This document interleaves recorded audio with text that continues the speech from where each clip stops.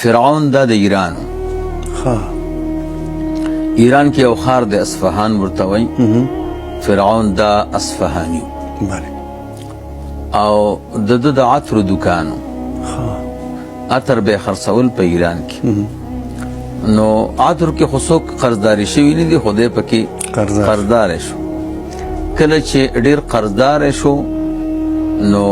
تنګ شه په ایران کې نو بیا فکر وکړه چې کله سړی یو علاقه بدل کړي یو کلی بدل کړي نو بیا مالی لحاظ ښه کېږي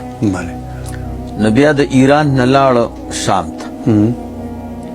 شام کې څه موده تېره کړه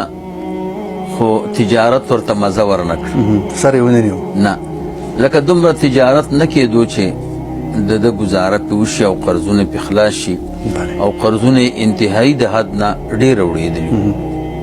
بیا چا مشوره ورکړه چې مصر ته لاړ شه